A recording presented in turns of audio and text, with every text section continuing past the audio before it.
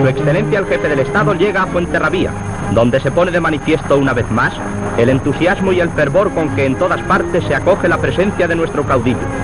En honor de Franco se concentran los escopeteros y sus cantineras y los hacheros del alarde que con sus típicas vestimentas ponen la nota de color tradicional en estos festejos.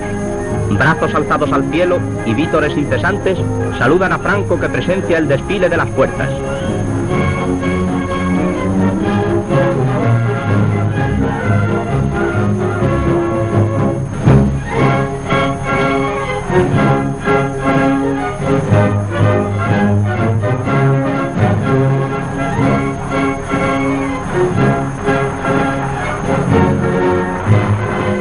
El obispo de la diócesis procede a la bendición de la Cruz de los Caídos, ante la que el alcalde de Fuenterrabía hizo la ofrenda llena de encendido sentimiento nacional.